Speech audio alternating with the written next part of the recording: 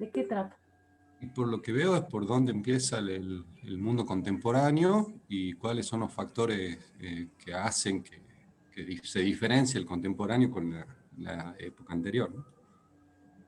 Ajá. Bien. Y dice Andrés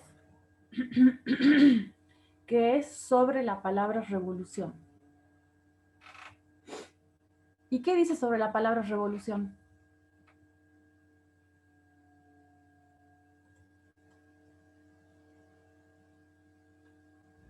Digamos, profe, como que define un poco lo que sería una revolución, lo que pasa para que llegue a ser una revolución, los procesos que debe llevar para llegar a una revolución, digamos. Ajá, ¿y qué sería una revolución?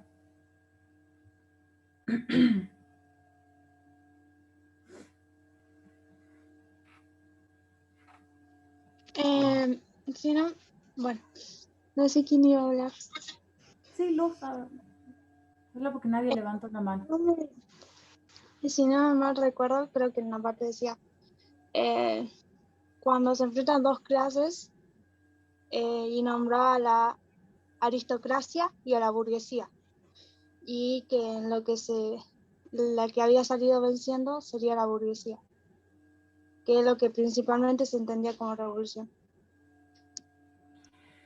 Bien, eso sería una revolución burguesa, ¿sí? Porque pueden haber diferentes tipos, ¿no es cierto?, de revolución, como por ejemplo la revolución industrial, que en algún momento la menciona el autor, y revoluciones burguesas que consisten en el enfrentamiento entre dos fuerzas sociales, dice una fuerza social representada por la aristocracia y una fuerza social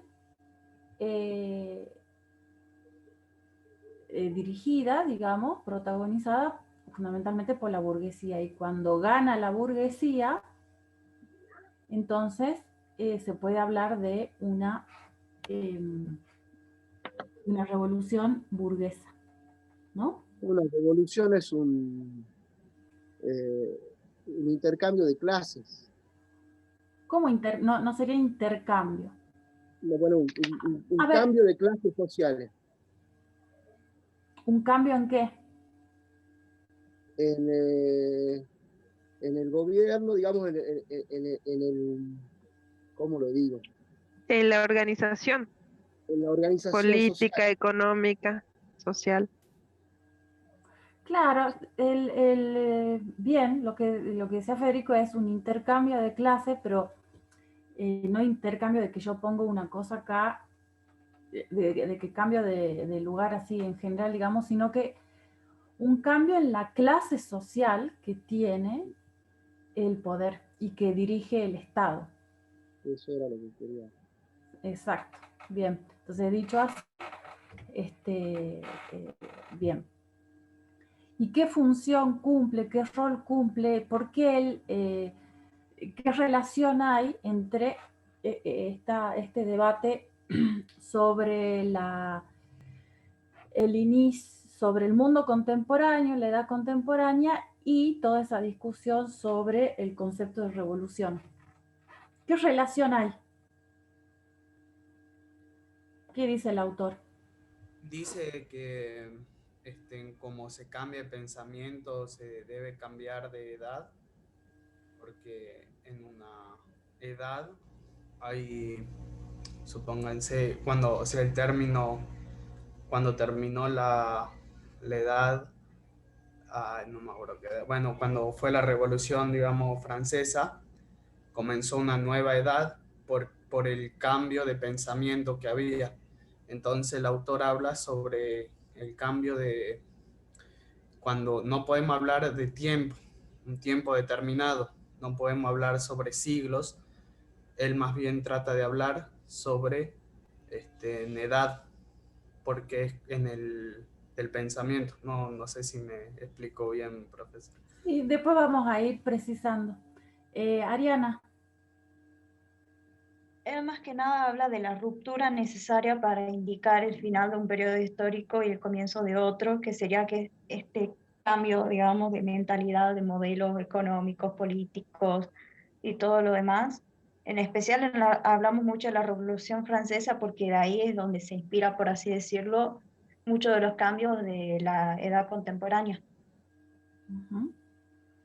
Bien, ¿y qué lugar le da a la palabra revolución cuando hablamos de la edad contemporánea?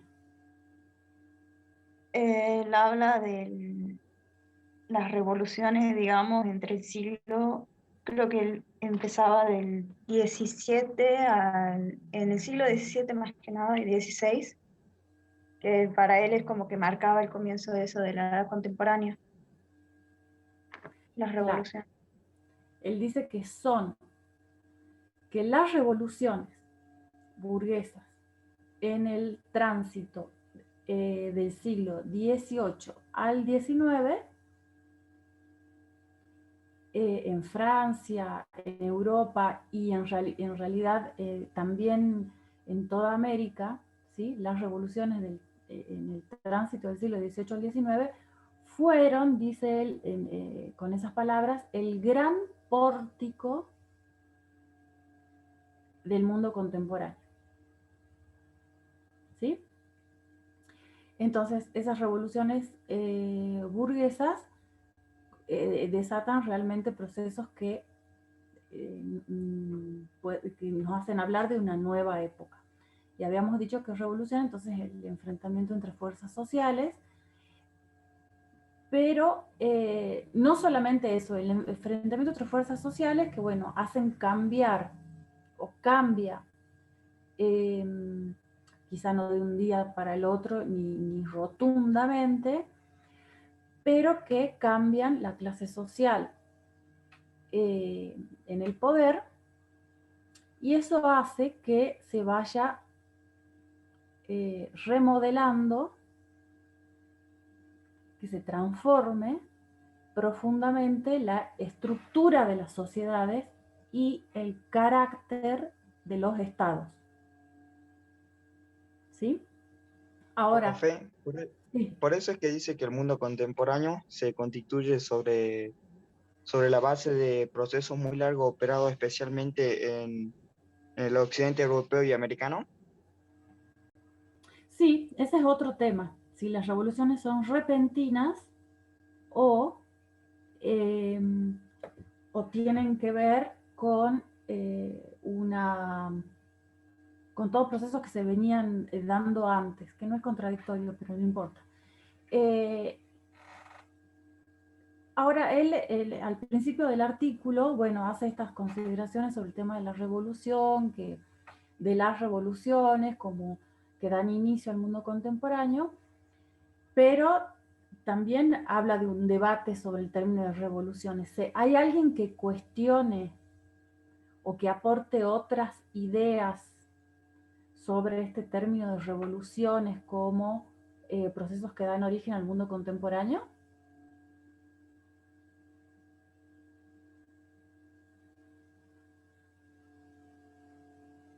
¿Se cuestiona el uso de la palabra revolución? Sí se lo cuestiona, profe. Ajá, bueno, ¿cómo? ¿Por qué?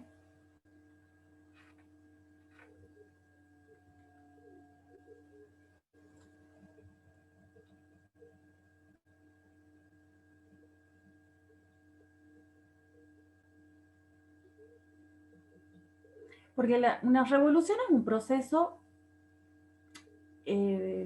como muy conflictivo y muy repentino y violento. ¿Qué dicen sobre eso otros historiadores? En el texto decía que desde los años 50, en el siglo XX, se cuestionaba eso por la existencia de algo que pueda llamarse propiamente revolución, porque decían que fue como un desarrollo de larga duración que venía ya operándose desde antes y que la Revolución Francesa sería como, para así decirlo, el clímax. Exacto. Entonces hay toda una serie de otras posturas que no son del todo contradictorias, les repito, pero es importante que ustedes vean la diferencia entre los que defienden esto que plantea Aróstegui y los que dicen no sabemos si se puede usar tanto la palabra revolución como un cambio repentino, violento, como vemos que fue la Revolución Francesa, porque en realidad, esperen, un cambio repentino y violento, un proceso repentino y violento que da lugar a transformaciones profundas en la sociedad. Y hay otros que dicen, eso no fue tan así, porque los cambios después de la Revolución Francesa no fueron tan profundos, dicen algunos, y por otro lado, todo lo nuevo, digamos, que ocurrió después de la Revolución Francesa, en realidad, como que se venía transformando lentamente, se venía como cocinando, digamos, desde muchos siglos antes. Entonces, más bien, antes que revolución, hay que hablar de evolución. Dicen algunos. ¿Se entiende la diferencia? Sí. Como que la Revolución Francesa es la culminación de un proceso largo y evolucionado en el pensamiento de las clases, ¿no? Sí. Que se da por un montón de otras cuestiones políticas, económicas, pero bueno, va evolucionando después de un largo tiempo. Claro, entonces, pero son dos posturas, porque, a ver, los que dicen acá hubo una revolución no niegan que obviamente una revolución se produce porque algo se fue generando antes, ¿sí? No se produce, no sale de un repollo. Algunas cosas estuvieron pasando para que se produzca una revolución totalmente. Pero vean la diferencia con los que dicen se venían produciendo cambios y transformaciones. Entonces, en definitiva, lo que ustedes llaman revolución no es una revolución, es eso, la cristalización de algo que ya venía, una evolución, el resultado de una evolución lenta. Llegué a la ciudad y me reciben como si fuera un boss. Y por otro lado, después de la revolución dicen los cambios no fueron tan profundos que no se puede hablar de una revolución. Adentro del bar y afuera en la calle se escucha mi voz. Llegué a la ciudad y me reciben como si fuera el boss. Muchos se dieron cuenta de que muchos no se dieran cuenta, efectivamente estaban cambiando las bases de la sociedad, ¿sí? Tanto en lo político como en lo económico, ¿sí? Bueno, él habla, ¿no?, de que la gente sí se daba cuenta, o me equivoco. Sí, claro, él dice que la gente, hubo todo un sector fundamentalmente de intelectuales y la gente además que se movilizó durante el proceso revolucionario, que se daba cuenta que algo estaba pasando. De todas maneras, no es algo, eso de darse cuenta, no es algo que ocurra en el 100% de la población, ¿no? Pero él destaca eso, justamente. Destaca que había conciencia de que algo estaba cambiando, ¿no?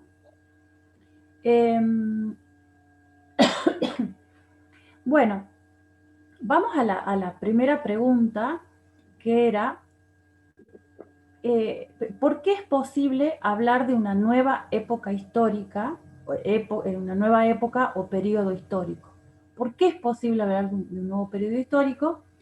Y por otro lado, ¿qué caracteriza a ese espacio de inteligibilidad que se le llama al que es el mundo contemporáneo? ¿Sí? Entonces, ¿por qué se puede hablar de una nueva etapa histórica? Creo que porque...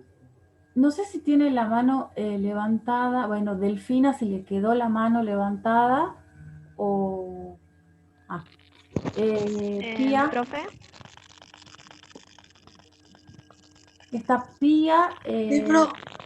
Pierina, Lozano y Fernanda.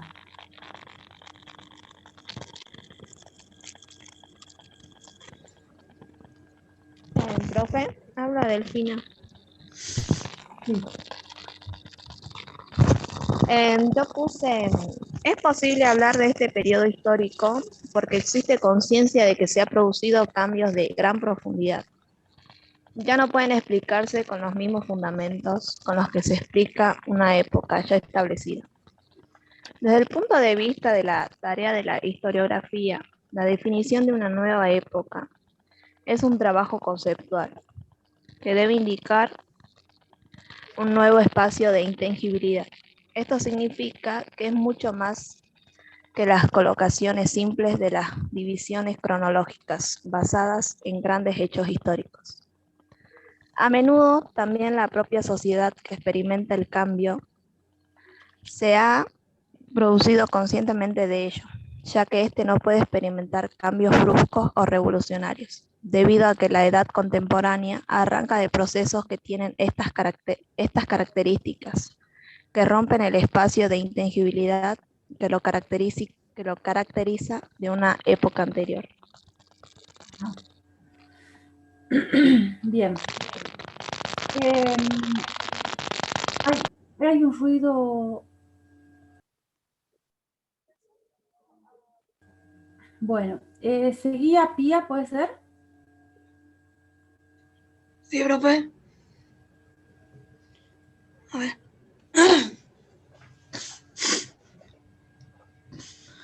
Bueno, ¿se me escucha, profe? Sí. Ya. Bueno, yo puse en el punto 1, cuando se habla de un periodo histórico, se hace referencia a que existe una conciencia en la que se han producido cambios de gran profundidad, ya que no se pueden explicar con los mismos fundamentos con los que se explica una época ya establecida. Eso, a ver, paremos ahí 2 segundos. ¿Eso se entiende, esa idea? Esa idea de que, bueno, existe conciencia de que se han producido cambios, ¿no? O sea, en los mismos actores del momento ese, y son cambios de gran profundidad y que ya no pueden explicarse a partir de los fundamentos que hacían explicables sociedades anteriores. ¿Eso se entiende? Yo lo entiendo como que los cambios son radicales, o sea, son de tal manera tan distintos que se pueden distinguir, ¿no? No sé si por ahí. A ver, ¿qué más? Yo creo también, ¿no?, que surge esto de nuevos conceptos, nuevas formas de entender y de tratar de explicar, de describir. Para el caso de los historiadores, por ejemplo, surgen nuevos conceptos o no sé. Bueno, así, y eso también hace que se tenga que enmarcar y delimitar, como dicen en una parte, un espacio de inteligibilidad para exponer cómo fue esa época. Bien.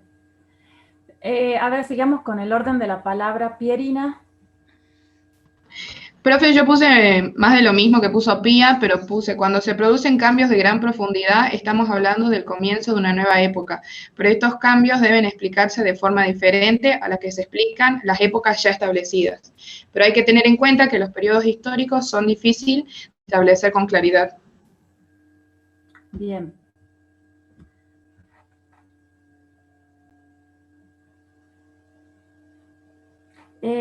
Fernanda. Buenos días, profe. Ya. Bueno, yo también ahí quería hacerle una pregunta también con respecto a la conciencia, pero bueno, igualmente ahí lo puse, es posible hablar de una nueva época o un periodo histórico porque se toma conciencia que existen cambios profundos con gran profundidad, es decir, transformaciones que desbordan y sobrepasan aquella realidad en la que se emergen, los cuales finalmente son imparables ante el impacto de su magnitud. Estos cambios decisivos representan unas categorías difíciles de aprender, ya que no son cambios trascendentales que se emergen en un tiempo cronológico preciso, sino que estos tienen su advenimiento desde tiempos mucho más remotos en el que se terminan por culminar. Bien.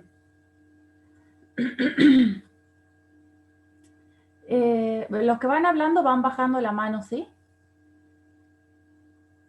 Gonzalo Lescano. Sí, profe.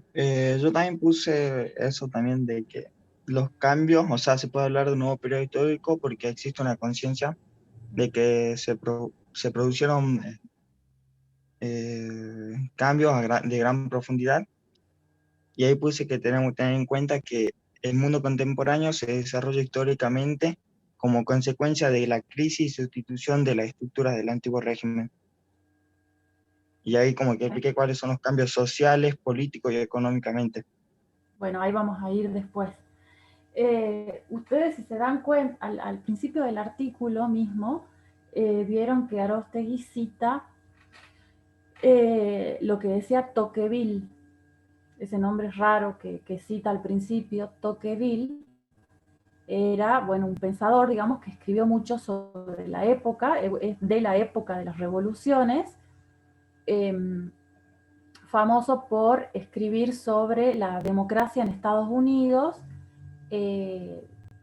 justamente en este proceso de tránsito entre el siglo XVIII y siglo XIX. Tengan en cuenta que la Revolución de Independencia en Estados Unidos fue en 1776, antes de la Revolución Francesa, un poco antes de la Revolución Francesa.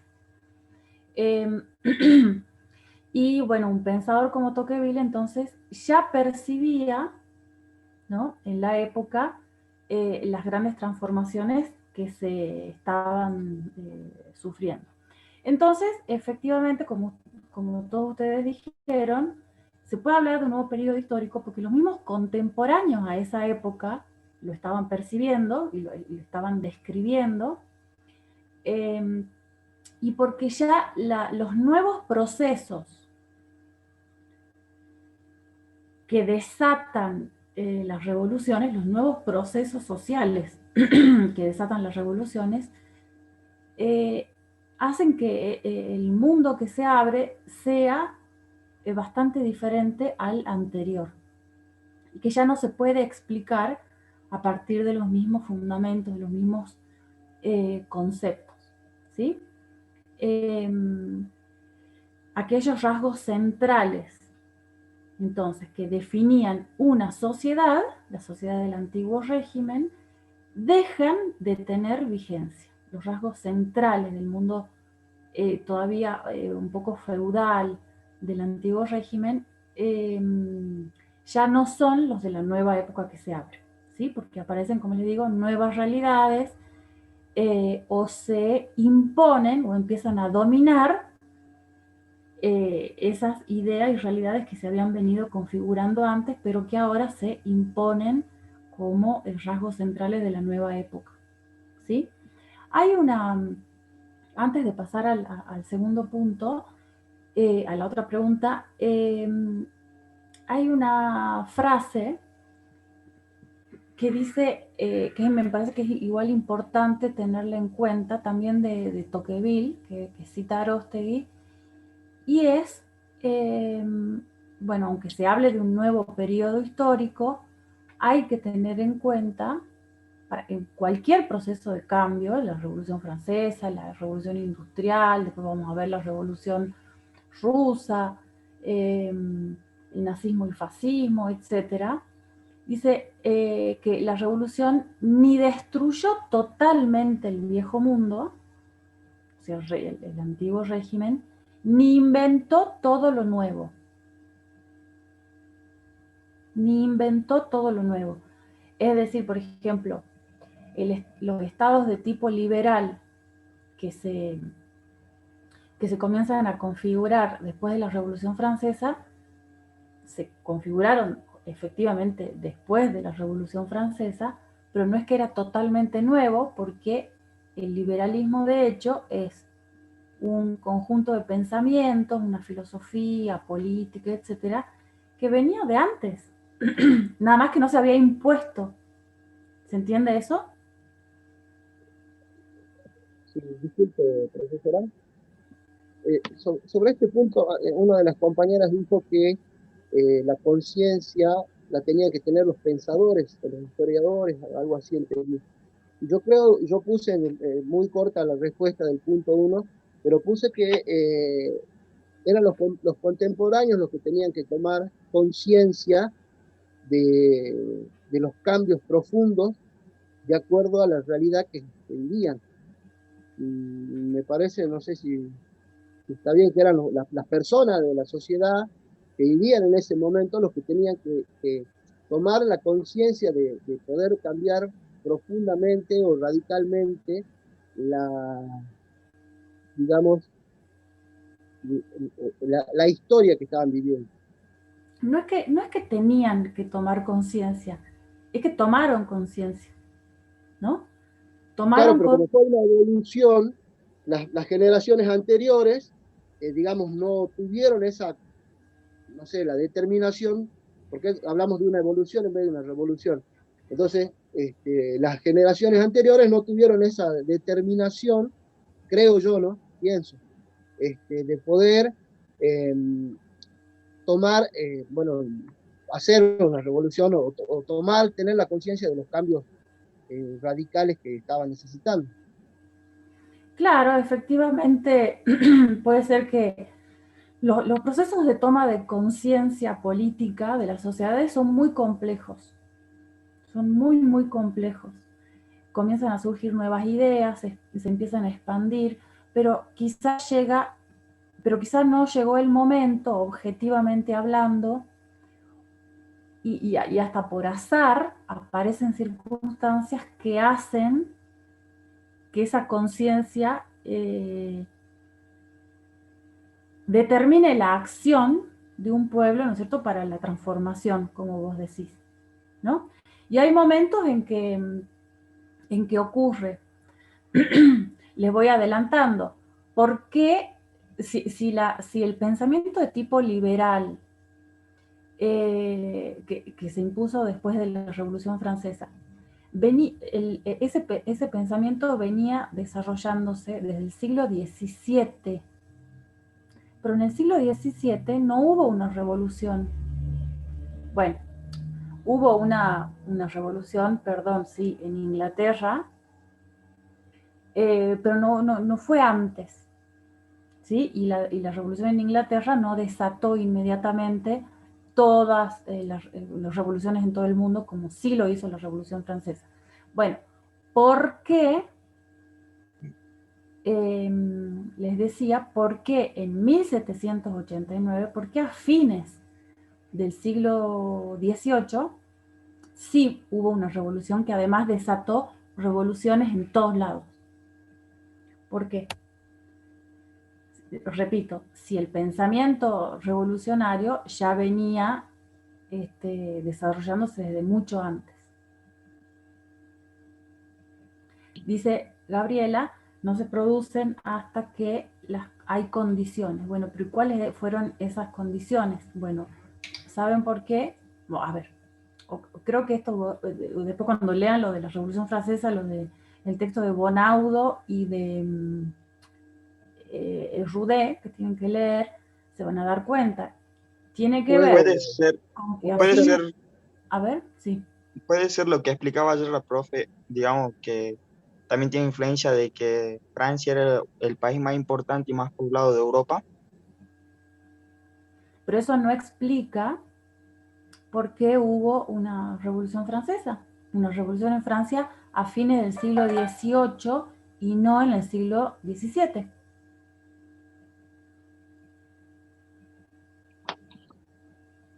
Bueno, sí. Creo que porque, bueno, la necesidad de...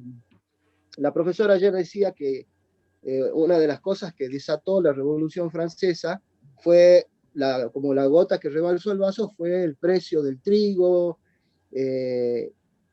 pero una de las cosas que ayudó a que se unieran todas las revoluciones, para decirlo de alguna manera, fue, por ejemplo, que compartían el mismo lenguaje, que había unas ideas colectivas que hasta ahora no se habían podido transmitir.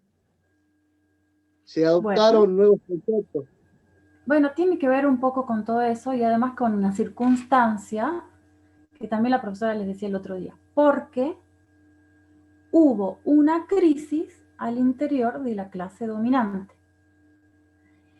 Entonces, cuando ustedes tienen una clase que domina, que está unificada y está de acuerdo en cómo tiene que dominar, no hay problema. La dominación más o menos persiste. Ahora, cuando hay una ruptura en la clase que domina, ahí es que se abre la posibilidad de que surja así como un volcán, digamos, las fuerzas sociales internas y que se produzca una revolución. Porque acuérdense que hablamos ayer de un conflicto que hubo entre la nobleza y el rey y toda la monarquía. ¿Y a quién representa la nobleza? ¿A quién representa la monarquía y el rey? A la nobleza. Pero hubo ahí un problema interno. Entonces se pelearon por el tema impositivo. Eso ya lo vamos a ver más puntualmente cuando la semana que viene, que vamos a meternos a ver lo de la Revolución Francesa, ¿sí? ¿A qué venía todo esto? Porque me parece que nos fuimos por las ramas.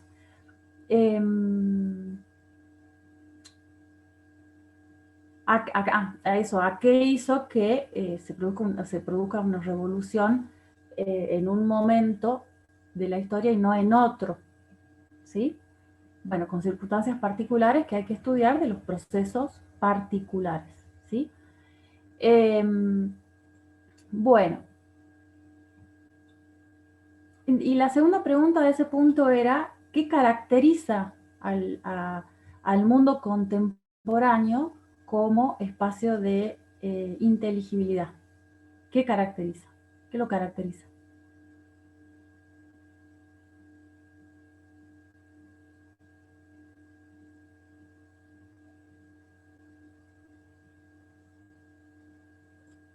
A ver, Sofía.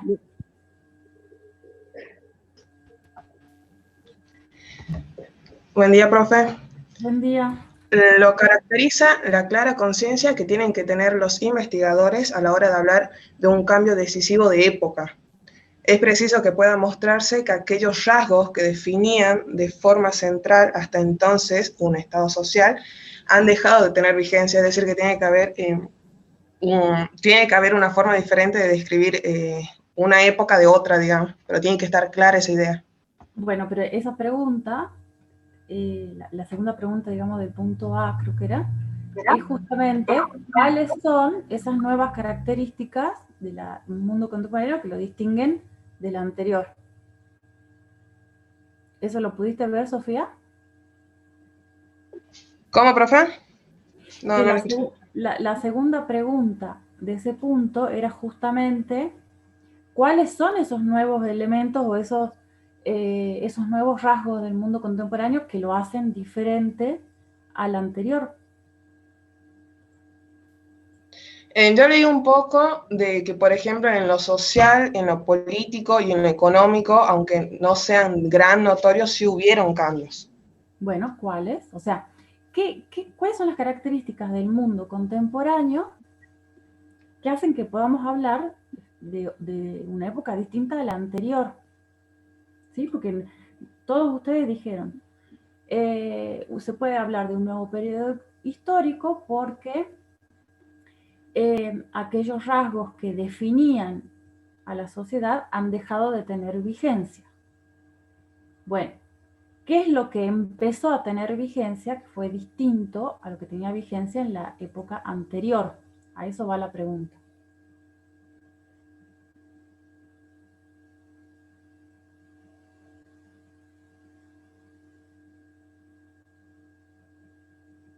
¿Qué nuevas realidades, Enzo?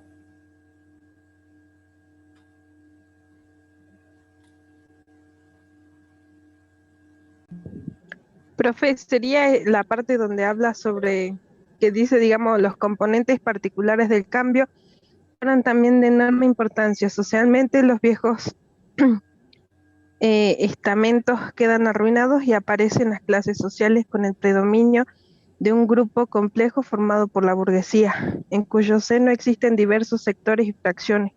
En política hay una inmensa transformación, aunque sea en algún sentido gradual, desde las antiguas monarquías a los regímenes representativos de opinión pública y sufragio.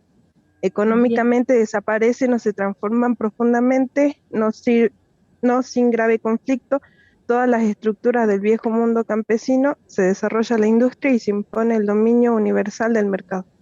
Bien, ahí Elías estaba también, Alejandro Elías estaba también aportando, y Florencia, la aparición de clases sociales, transformación de las monarquías a regímenes, regímenes administrativos no sería regímenes liberales, porque lo administrativo ya está con las monarquías, ¿no?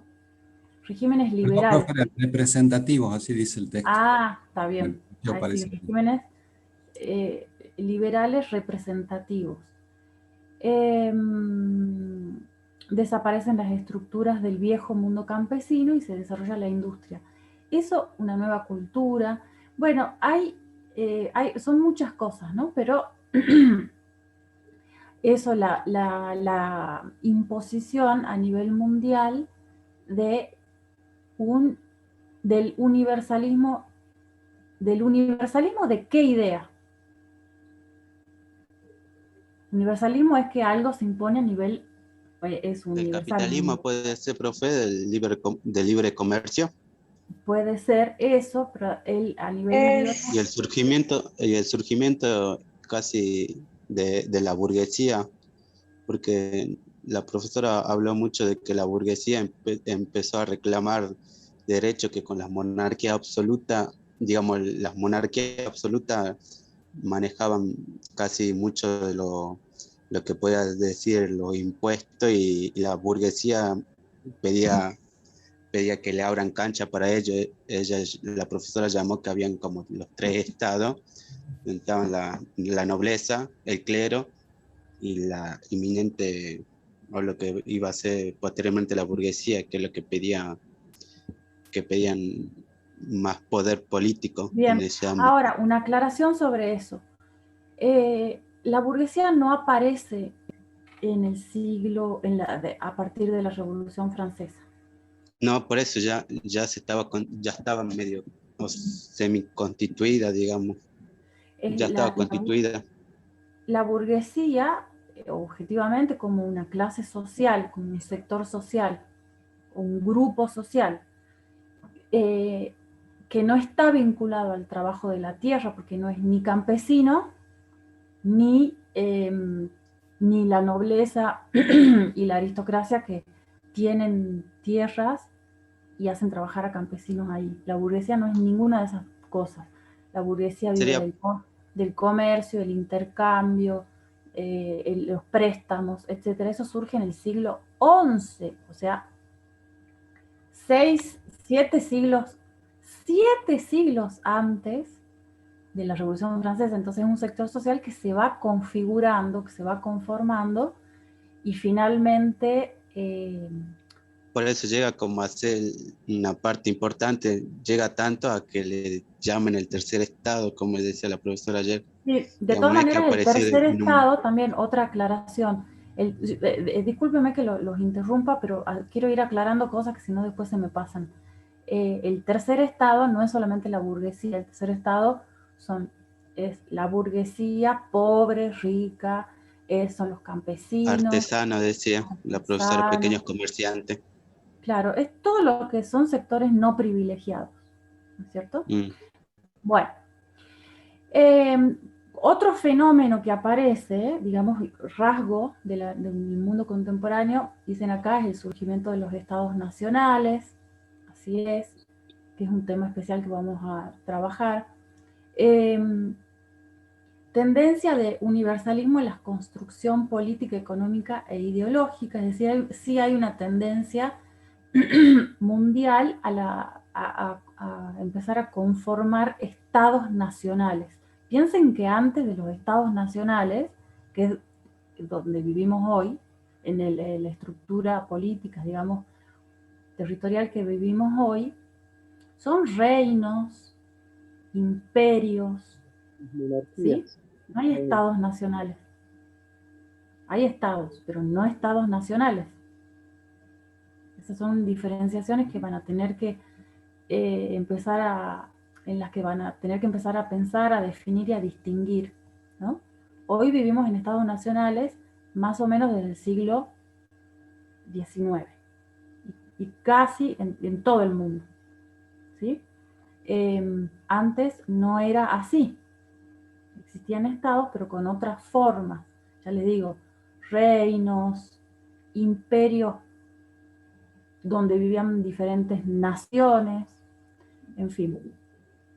Otro aspecto, dice Ariana, eso es lo que se universaliza, la ideología que se universaliza a partir de las revoluciones del 18 es la ética individualista. ¿Sí? Tan de la mano con el capitalismo y el liberalismo. ¿Sí? ¿Algún otro rasgo que entonces han hablado ya de nuevas formas de pensamiento, nuevas estructuras sociales no divididas en base al privilegio de sangre, sino clases sociales por... ya vamos a ver cómo se configuran. Sí, alguien quería decir algo.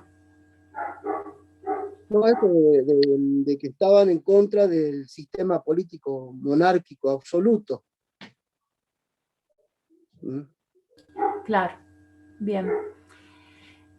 Universalismo de la idea de los derechos humanos, de los derechos del hombre, el moderno colonialismo que después va a derivar en lo que se llama imperialismo, también otro tema de estudio que tenemos para este año, pero un poquito más adelante, ¿sí? Bien, entonces, lo que hay que pensar es que todos estos elementos que ustedes están colocando acá que están diciendo y poniendo en el chat, son realmente, bueno, ideas que puede ser que hayan surgido antes de las revoluciones, antes del mundo contemporáneo, o sea que surgieron en la edad moderna, pero que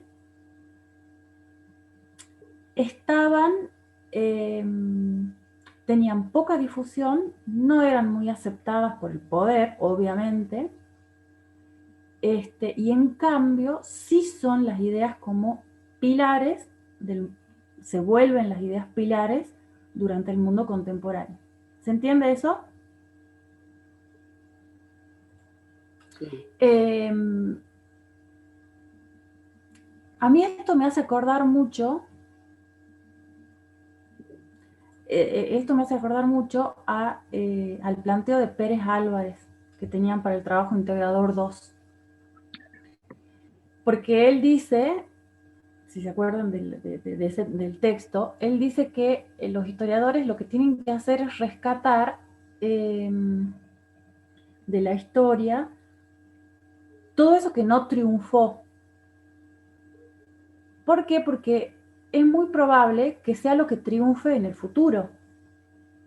Y es exactamente lo que pasó en estos siglos que estamos viendo con el liberalismo. Durante muchos siglos se fue desarrollando ese pensamiento liberal y eso, pero no estaba triunfando. Sin embargo, con las revoluciones del siglo XVIII triunfaron y eran ideologías, formas de pensamiento y de organización social y estatal que venían como desarrollándose, pero de forma oculta, digámosle, durante los siglos anteriores. No sé si se entiende la idea. Sí, sí, sí. Bueno. Bien, entonces, Profe, de hecho, sí.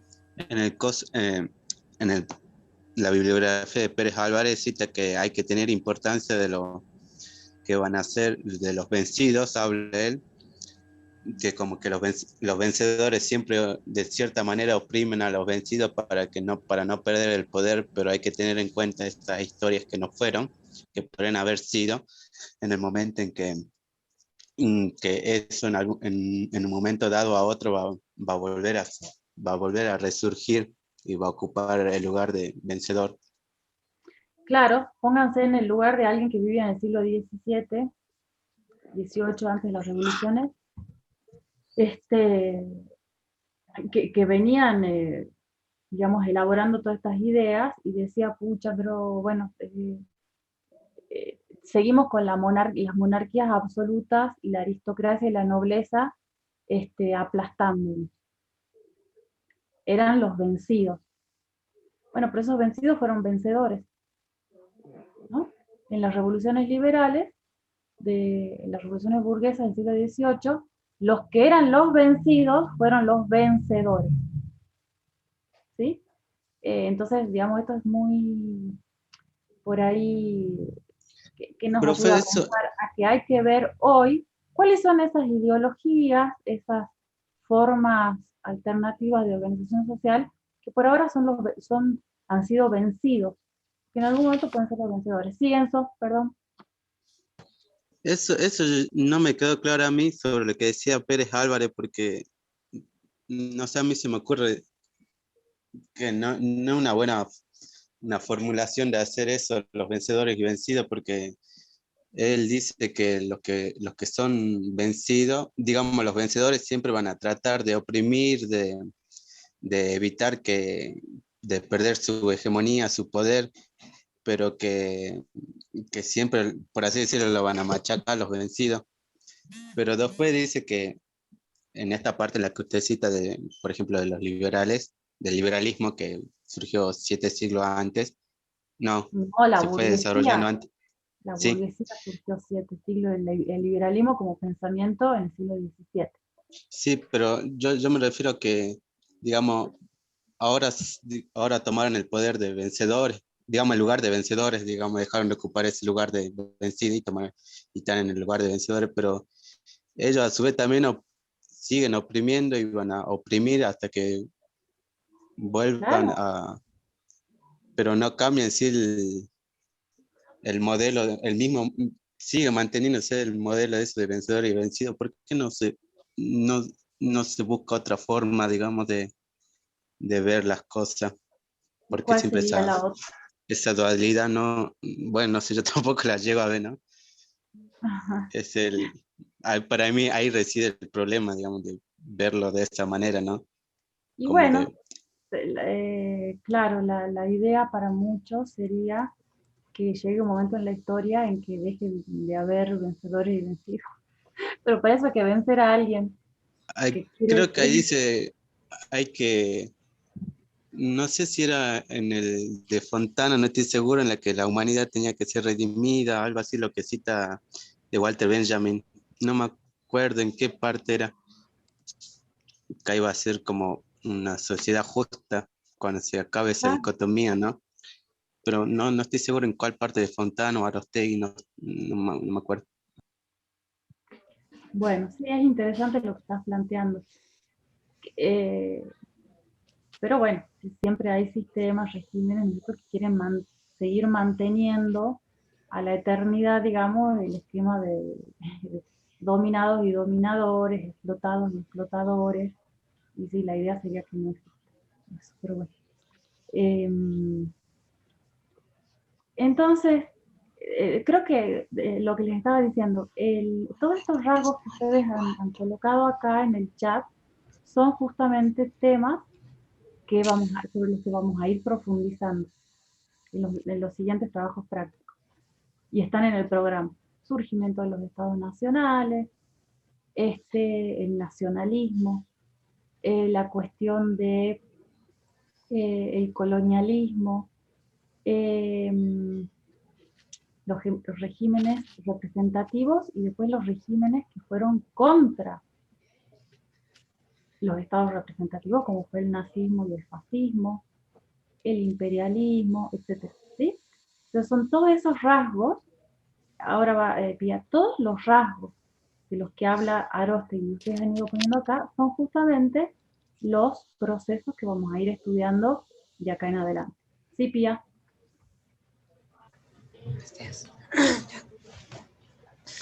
No, yo pensaba con lo que dijo eso, lo relacioné con la época del Gran Terror de 1793 a 1794, en la cual Robespierre, directamente con el nuevo invento de la guillotina, digo que hizo al quedarse al mando del gobierno, directamente, supongo que fue como una dictadura, porque antes a un compañero, bueno, a él, se mató con un tiro en el labio, posiblemente se suicidó. Yo creo que en esa época no había, o sea, digamos, había una igualdad, pero había alguien superior al pueblo, el cual era Robespierre, junto a otros que lo apoyaban. Ajá, Y ahí, bueno, se dividió directamente en giroldinos, la parte que quería, digamos, la parte radical que quería cambiar el gobierno, y una parte también moderada que quería poner una, monarquía constitucional. Bien, eso es lo que vamos a profundizar un poco con lo de la Revolución Francesa. Sí, Robespierre, la guillotina, son procesos cuando se dan revoluciones, digamos, revoluciones políticas de esta magnitud, ¿no es cierto?, para transformar el Estado y la sociedad, generalmente son así de violentos, ¿no? Sí. Digamos, durante la Revolución de Mayo acá, bueno, San Martín, Güemes, todo Mariano Moreno, planteaban que con el enemigo, que en ese momento eran los españoles, los realistas más bien, había que aplicar toda la violencia, eso está en documentos escritos, ¿no? Así es, los procesos revolucionarios tienen ese carácter en general, ¿no? Así es, vamos a ir viendo bien cómo fue en la Revolución Francesa. Entonces, el punto B era, ¿cuáles son los elementos heredados del llamado antiguo régimen? O también podríamos decir los elementos, los procesos que anteriores a la revolución que contribuyeron a que haya una revolución. ¿Y cuáles son los elementos nuevos?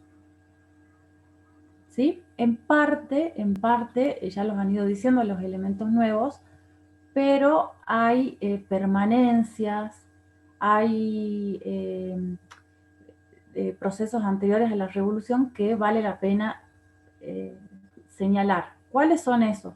¿Qué han podido ver?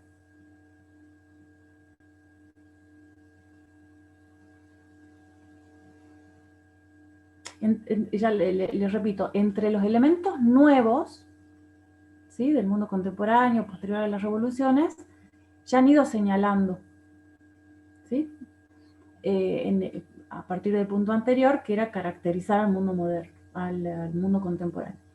Ahora, en este punto, a ver, ¿qué era lo heredado del antiguo régimen? ¿Cuáles fueron las permanencias?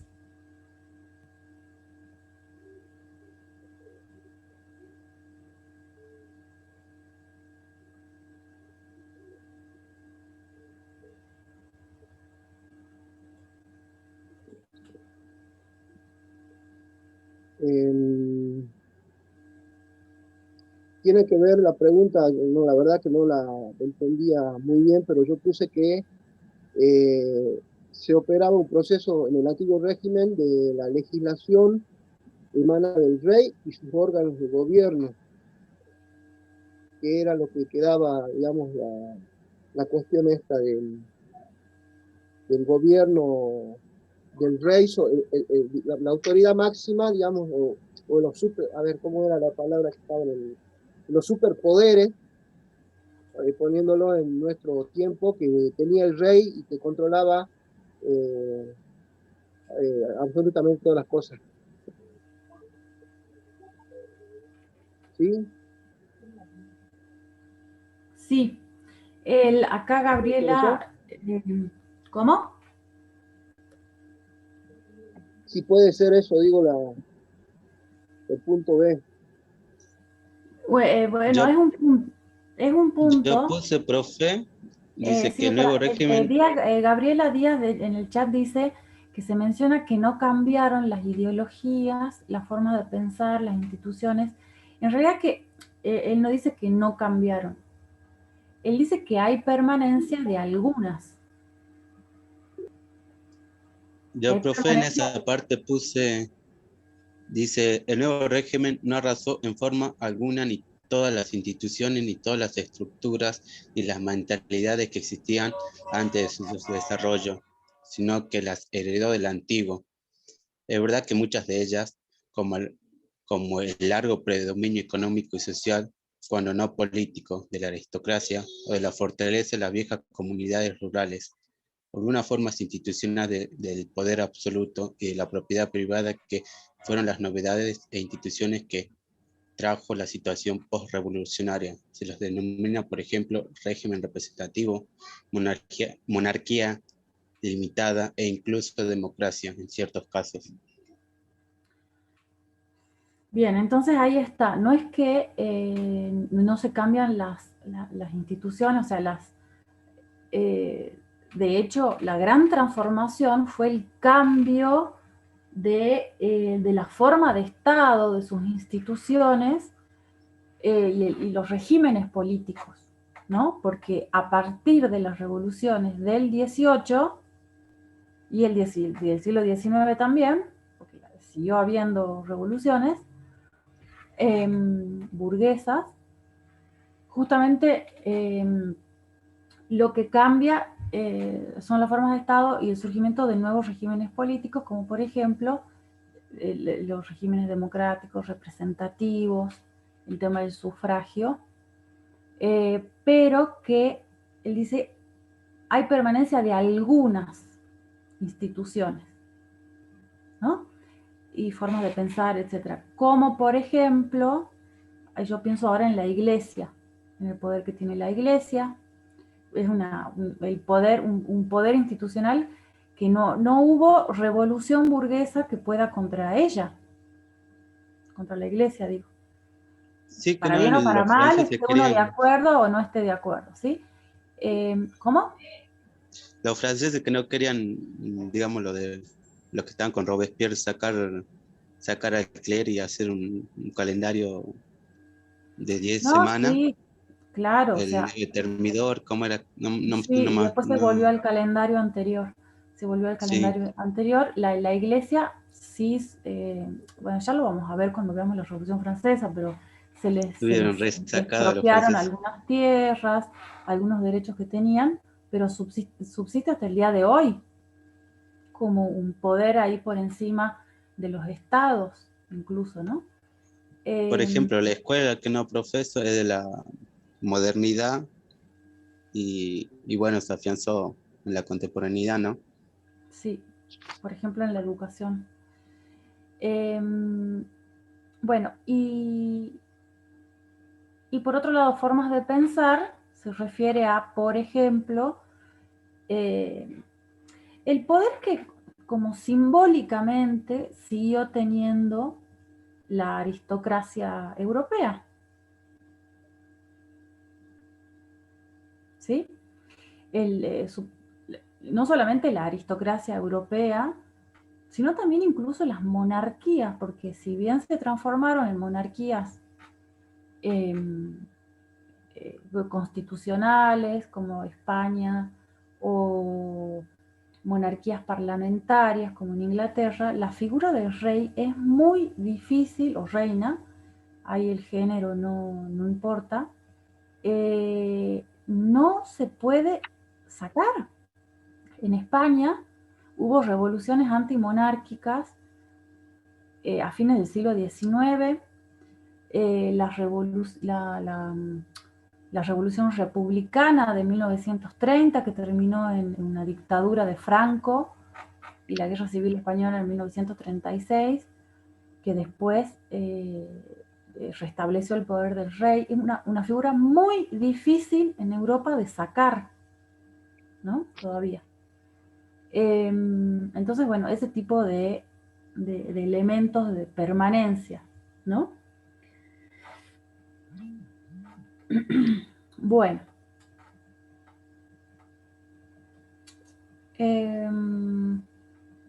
Profe. Sí.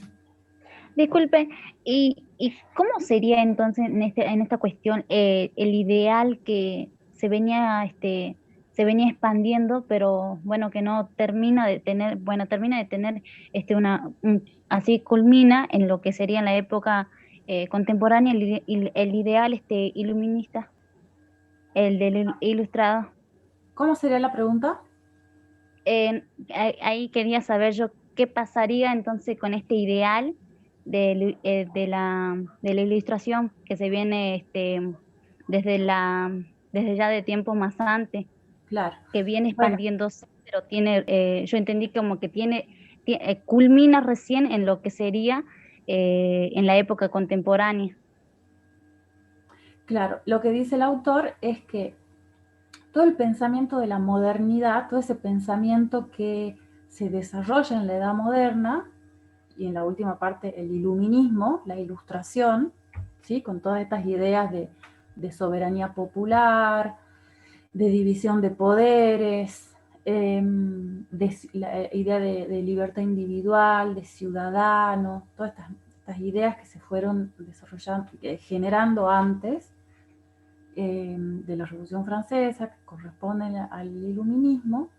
Dice el autor que se hicieron realidad,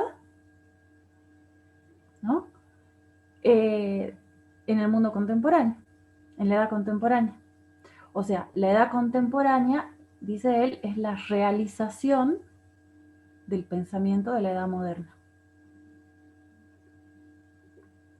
No sé si me respondo ahí, porque no sé si esa era tu duda. No, sí, profe, por ahí quería ver, porque veníamos viendo estos elementos que por ahí vienen desde antes y bueno, que son una continuidad. Esto vendría a ser así como una continuidad también, ¿no?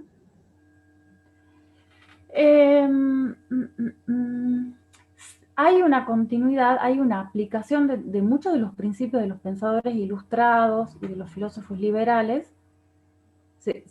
Comienzan a ser aplicados, se pueden aplicar y trasladar a las instituciones reales, digamos, de gobierno, a partir de la Revolución y durante buena parte del siglo XIX. Ahora, a la vez que la edad contemporánea es la realización de estos principios de la Ilustración, comienzan a surgir a la vez pensamientos contrarios, pensamientos opuestos a la Ilustración, como por ejemplo el romanticismo. El romanticismo que va a estar bueno, en contra de muchas de las ideas de la Ilustración heredadas, ¿no es cierto?, de siglos anteriores, y en el siglo XIX vos tenés el inicio de todo un pensamiento anticientífico, antiliberal, ¿no?, en el siglo XIX, principalmente desde la segunda mitad del siglo XIX.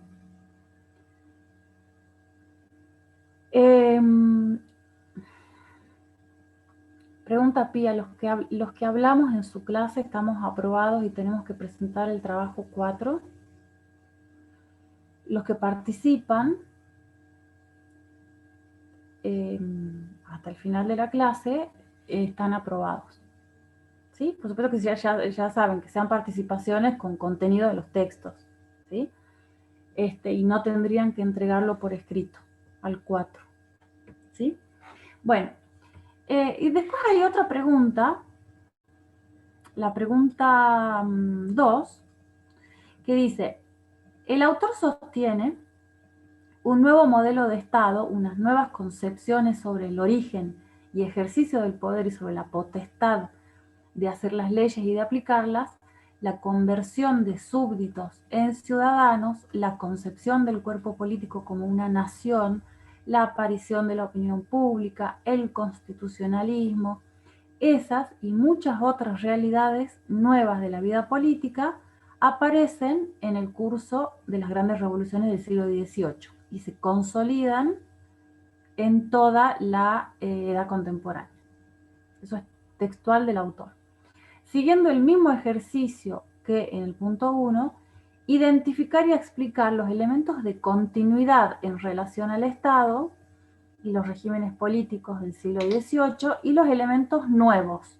Entonces, acá también los elementos de continuidad y lo nuevo, pero en el aspecto de, solamente en el aspecto político estatal.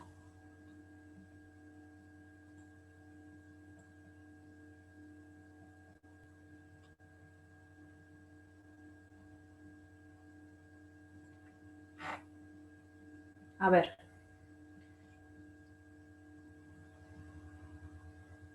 En lo político estatal,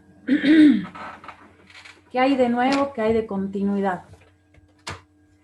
Profe, la aplicación esta de las leyes, que, bueno, que en el antiguo régimen dice que el rey y sus órganos, lo voy a leer bien aquí, el rey aplicaba estas leyes de una manera a todos, pero habían excepciones en algunos casos, dice.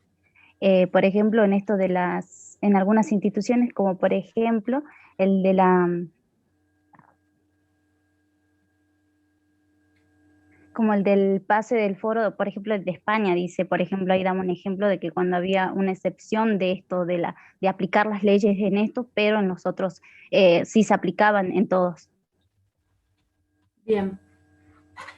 Es importante eso, lo que ha colocado, lo que decía Fernanda y lo que ha colocado Florencia en el chat, y que dice, la búsqueda de la centralización del Estado es heredada, ya que el antiguo régimen también luchaba contra la dispersión territorial. Ustedes piensen que con las revoluciones, repito, lo vamos a ver la semana que viene estudiando el proceso concreto de la Revolución Francesa. Las revoluciones liberales reorganizan y centralizan el poder del Estado. ¿Sí? El día de hoy, ¿quién cobra impuestos? La AFIP, o hace ese control. ¿Quién tiene el monopolio de la fuerza? El Estado a través de la policía y el ejército. Todo está muy centralizado. ¿Sí? Antes de las revoluciones del Estado, de los estados de tipo burgueses liberales, no era tan así, aunque las monarquías venían tratando de configurar un tipo de Estado así. Y de hecho, es por eso que las monarquías europeas tuvieron permanentes, tanto en Inglaterra como en Francia, Alemania, etc., tuvieron tantos problemas los reyes, las monarquías, con la nobleza. El rey sale de la nobleza, es un noble. ¿Sí? O sea, pertenece al sector privilegiado. Pero tiene un permanente enfrentamiento con la nobleza, porque la nobleza quiere seguir siendo autónoma. Digamos, viene en algunos países de Europa de tener de controlar extensiones de tierra, ¿sí? Viene de la nobleza feudal, ¿sí? La aristocracia europea en ese momento es heredera de la nobleza feudal y de hecho siguen existiendo en algunos lugares feudos que son territorios en donde manda el noble, el señor feudal, no el rey. Entonces, cuando las monarquías comienzan a centralizarse, más o menos del siglo XVI-XVII, los reyes y la monarquía empiezan a tener muchos problemas con los nobles que se les rebelan contra esa centralización del poder, de la administración. Comienza la estructuración de un sistema impositivo unificado, legislación unificada también, etc. Empieza ese proceso ya antes de la revolución. Y justamente con las revoluciones fueron, como les decía en el caso de la Revolución Francesa, un choque más, empezó, digamos, como un choque más entre la nobleza y el rey. Nada más que ni el rey ni la nobleza tenían conciencia ni idea de lo que se iba a desatar. No sabían que las fuerzas populares, digamos, iban a tener la fuerza que tuvieron. Bueno, entonces ese elemento de continuidad y con los estados liberales burgueses, entonces es como se pega un nuevo salto en la centralización del poder, ¿sí? Y de la administración. ¿Qué otro aspecto? Lo nuevo, como dice acá Gonzalo, se establece la representación de los ciudadanos en el poder y se concreta mediante el voto. Bien, la idea de representación liberal es, digamos, se venía pensando, se venía elaborando por parte de filósofos, pero efectivamente se aplica dentro de un régimen político concreto a partir de la revolución. Ahora bien,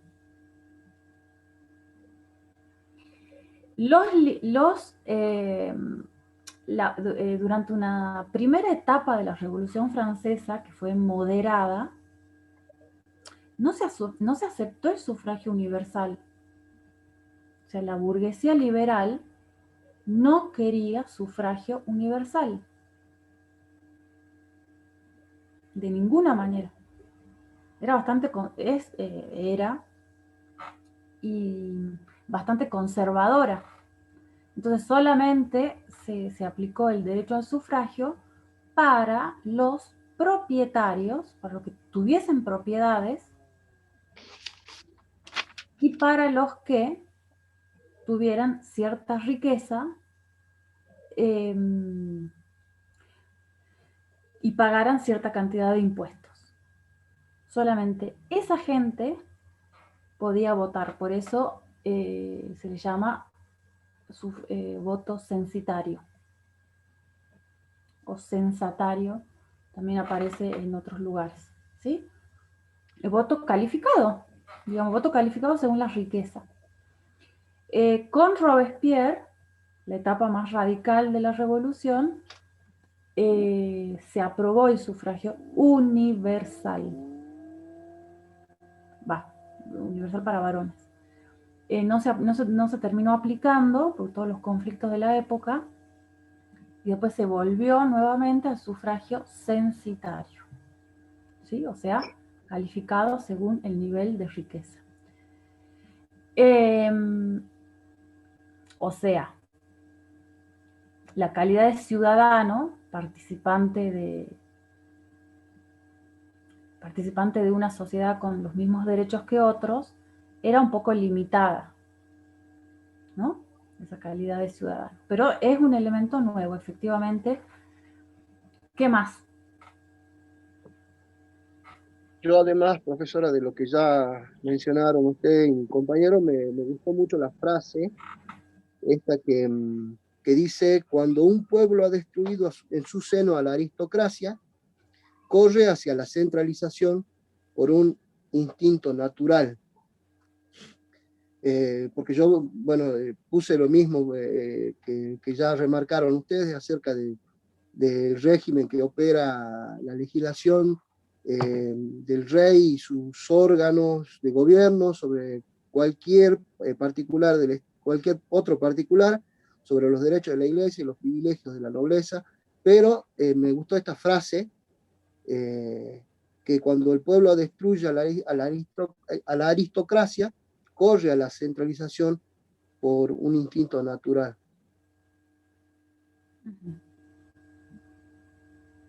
Bien. Acá aportan, el Estado ponía mucho dinero en lo que era la maquinaria militar. ¿El Estado anterior o posterior a la revolución de sí, Gabriela? Dos segunditos más, espera.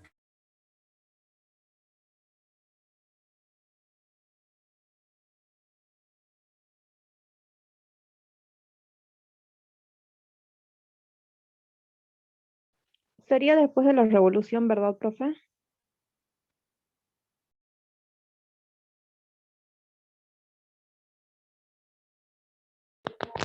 Dijo que le esperemos 2 segunditos que ya volví.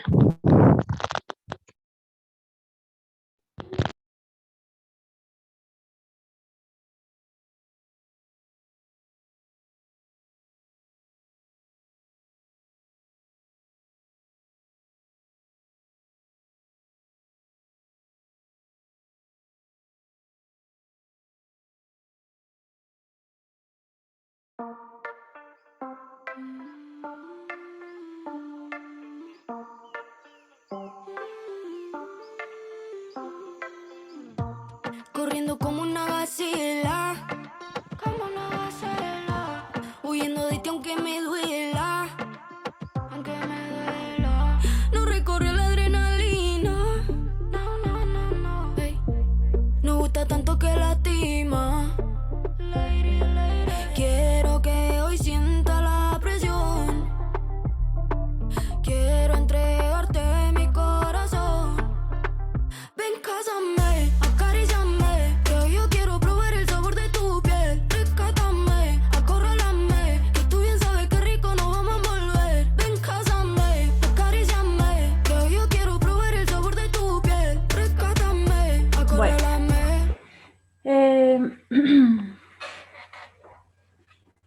Entonces, Gabriela, vos te referías a la... yo entendí del nuevo, por eso se daba las guerras. El Estado ponía mucho dinero en lo que era la maquinaria militar y para mantener el ejército. Sí, creo que señala el autor que es un elemento de continuidad el tema de también la centralización militar, ¿no? Tanto en el antiguo régimen como en el Estado posterior a las revoluciones.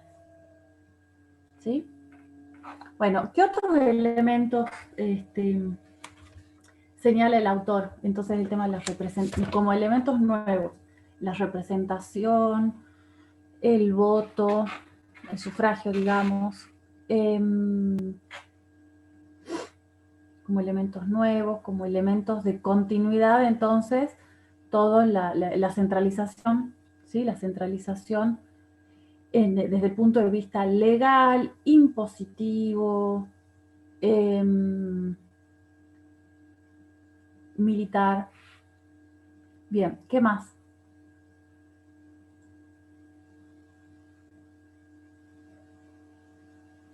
Profe, ¿la alfabetización discursiva tiene algo que ver? ¿Cómo, perdón? La alfabetización. La alfabetización discursiva, dice. En el mismo párrafo que habla de la... Ay, a ver, espera, ya lo busco, es que lo tengo en el celu. Dice, a su vez, la aparición del nacionalismo y antes de los protonacionalismos tiene mayor protagonismo el poder político y el poder ideológico, a través sobre todo del interesante fenómeno de la extensión entre la población de la alfabetización discursiva. Mann llama la atención igualmente como otros estudiosos acerca del extraordinario papel que en la evolución de las formas estatales juega la militarización a la que obliga un capitalismo de creciente competencia. Ay, ¿qué página es eso? Ahí le digo. Creo que es la 12. Antes. Es que lo tengo muy borroso. No se me ve muy bien. La 15 creo que es. No, porque no hay La 11. ¿La 11? La 11, sí.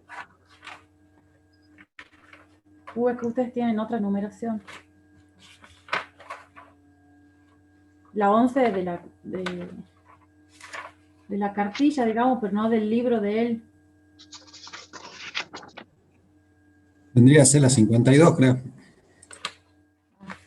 Ah, sí, es que la mía se ve borrosa, juro que veo 2 palitos, ¿no? Sí, 52.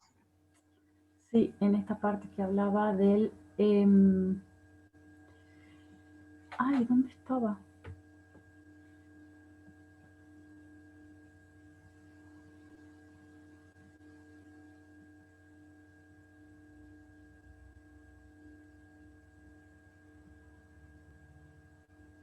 Ay, no puedo encontrar la parte donde... A ver, ¿en qué... Es 55 el segundo párrafo, creo.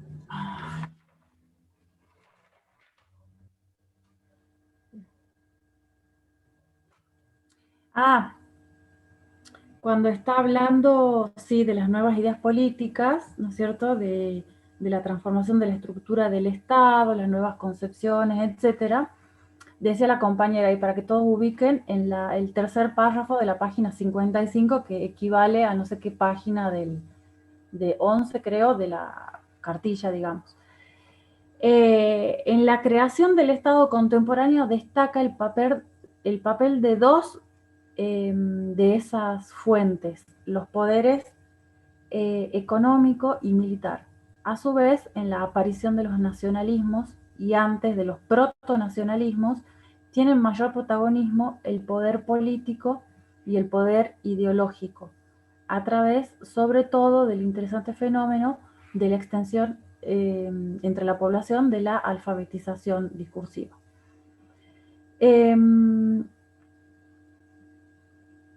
Mann llama la atención igualmente, como otros estudiosos, acerca del extraordinario papel que en la evolución de las formas estatales juega la militarización a la que obliga un capitalismo de creciente competencia. De ese párrafo, ¿quién había hecho alusión a eso? ¿Aldana? Sí, profe. ¿Qué sacarías como elemento nuevo? Como elemento nuevo, y bueno, lo que fue la alfabetización. Estoy segura que antes no le prestaban tanta atención, o era muy poca la gente que ¿La sabía escuela leer. pública surge en esa época, que no, profe? A mediados y más del siglo XIX. Sí, porque acá hay que tener en cuenta, bueno, lo que Digamos ahí donde se empieza a alfabetizar al obrero, que no, como que dice. Sí, al Aparte ya obrero. estaban con el tema del voto, ¿no es cierto, profe? O sea, por lo tanto, yo creo que tendría que ver eso, de saber, de concientizar a la gente, digamos, para que aprendan a leer y escribir. Sí, porque empieza a aparecer como una política de masas. Sí, empiezan a aparecer las masas, pero esto lo que pasa es que hay que tener muy bien en cuenta que en el siglo XIX, mediados del siglo XIX, fin del siglo XIX, surgen procesos determinados, particulares, que no estaban presentes cuando ahí nomás en las primeras décadas después de las revoluciones. ¿Sí? En las primeras décadas de las revoluciones, como por ejemplo yo les decía, la burguesía es muy conservadora. O una parte de la burguesía es muy conservadora, entonces si bien quería terminar con el poder de las monarquías absolutas, quería crear estados representativos, liberales, etc., no quería el sufragio universal. ¿Sí? En cambio, eso ocurre en las primeras décadas después de la Revolución Francesa, pero ya desde mediados del siglo XIX en adelante, comienzan a desarrollarse procesos nuevos, que es la aparición de masas de población obrera que les empieza a preocupar a estos nuevos estados. Entonces se comienza a transformarse. Profe, en el texto cita a Marx y a Weber como sociólogos e historiadores Sí, de han esos pensado movimientos nuevos. que han pensado, sí, en las formas de Estado liberal. Entonces, empieza a surgir una política ya más que tenía que prestarle atención a las masas de población que tenían cada vez más presencia, digamos, y de alguna manera el poder veía peligrar su poder, digamos. Entonces comienza a desarrollarse toda una política de masas, empiezan a mirar con preocupación ese fenómeno. También son los años es la época de surgimiento de las primeras formas de nacionalismo y los procesos de nacionalizar a poblaciones, digamos, a través de la educación pública y la alfabetización, como decía la compañera, ¿no? ¿Qué otro elemento, qué otra cosa nueva o de permanencia vieron?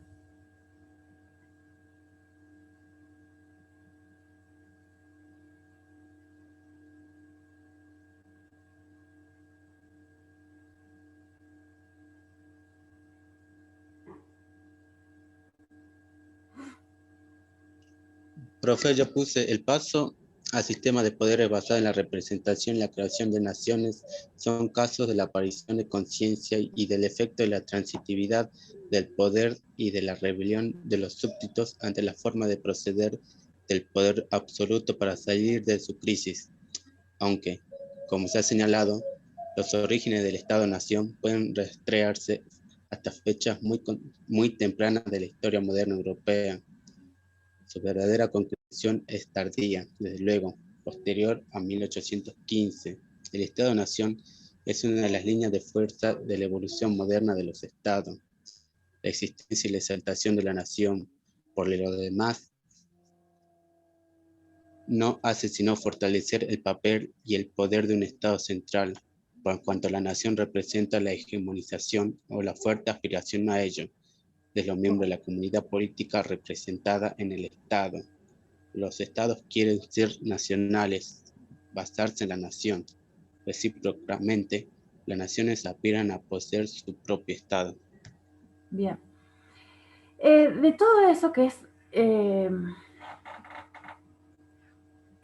bueno, un elemento fundamental, pero troncal, digamos, de los procesos que se desarrollan a partir de las revoluciones y en el mundo contemporáneo, es entonces la conformación del Estado-Nación, que lo vamos a trabajar también. Ahora, Enzo decía una cosa al principio que yo quiero saber, si ustedes, porque es nodal, digamos, para entender todos los cambios.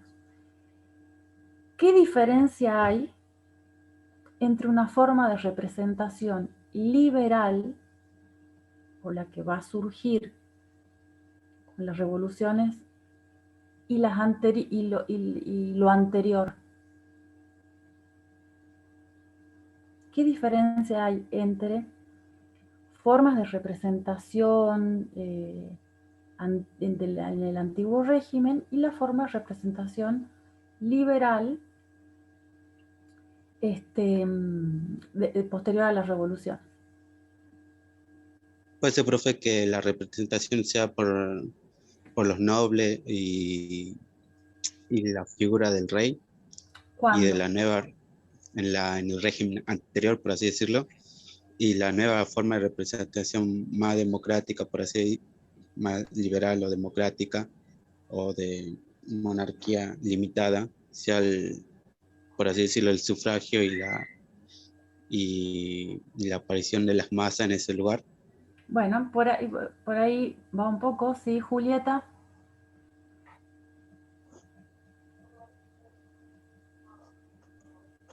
No se escucha. ¿Me escucha ahí? Ahí sí, sí. Prefiguran muchas concreciones del pensamiento liberal, o sea, entre ellos se encuentra el auge del comercio, la acumulación originaria del capital, los cambios traídos por las reformas religiosas protestantes y la creación de estados y el imperialismo No, pero yo lo que pregunto es qué diferencia hay entre una forma de representación liberal y la que existía antes de las revoluciones. ¿El cambio económico, profe? Bueno, tiene que ver, creo yo, todo con cambios económicos, pero a ver si se puede precisar más. Bueno, no tienen por qué poder dar una definición, pero fíjense que, y con esto vamos a ir cerrando, la concepción liberal de la sociedad es que existen individuos, ¿sí?, con derechos, libertades, etcétera, individuos con libertades, derechos, etcétera, iguales, ¿sí? La sociedad es una suma de individuos, cada uno con sus iniciativas privadas, etcétera, y que pactan, ¿sí?, explícita o implícitamente, vivir en sociedad. La sociedad, como cada uno tiene sus ideas, se divide o empiezan a surgir agrupaciones políticas que representan ideas, ¿sí? Cada individuo va a buscar, a través del voto individual, va a buscar que sus representantes sean de ese partido con el que coincide ideológicamente. ¿Sí? Entonces, los representantes en un sistema liberal, ¿a quién representan? A individuos que comparten ideas. ¿Sí? Los de clase alta y baja. ¿Cómo? Los de clase alta y baja. Dice la diferencia entre el proceso histórico pretende marcar un principio con los rótulos de alta y baja. No, pero esto va más allá de las clases.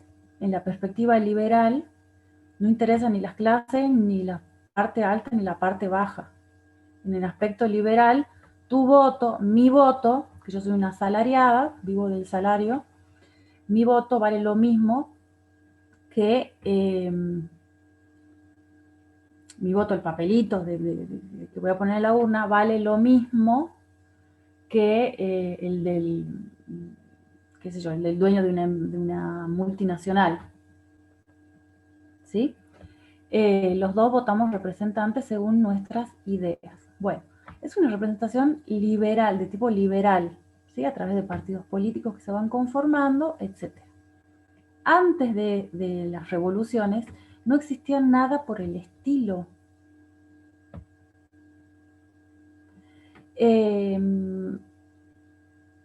O más bien, quienes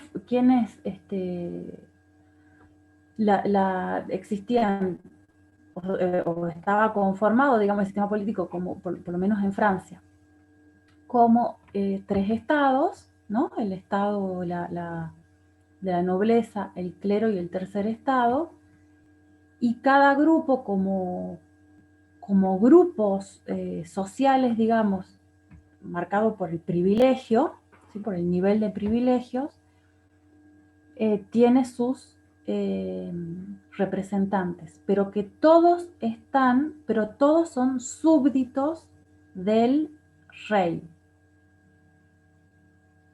¿Sí? Todos son súbditos del rey, y el rey es súbdito ¿de quién? ¿De Dios? De Dios. que en algunos casos, de él mismo dice Gabriela, sí hay unos casos en que las monarquías absolutas, el rey es la representación de Dios, ¿no? En algunas monarquías. El Luis XIV del siglo XVII en Francia decía, el Estado soy yo, ¿no? En cambio, las nuevas formas de representación liberal es como que se invierte la cosa, ¿sí? El rey ya no es del que emana todo el poder hacia abajo, sino que supuestamente es al revés. Desde abajo, o sea, desde cada individuo que vota, elige su representante, ¿sí? El rey Sol, sí, Luis XIV. Bueno, entonces ese fundamento, ¿no es cierto?, esa forma de ver la sociedad de otra manera, que tiene su implicancia política, entonces una de las transformaciones me parece que más cruciales del periodo, ¿sí? Bueno, no sé si hay alguna... Yo les pido, por favor, que si yo cuando hablo o explico cosas que en el momento, por ahí cuando estamos hablando, se me ocurren explicar porque no sé si ustedes las conocen, cualquier cosa que ustedes no entiendan de lo que estoy hablando, me paran, interrumpen, desactivan el micrófono y dicen, profesora, no entiendo eso. ¿Sí? Por favor, estamos acá justamente para hablar y dialogar y preguntarnos. Si ustedes escriben o dicen algo que no entienden, que yo no entiendo, yo les voy a decir, no entiendo.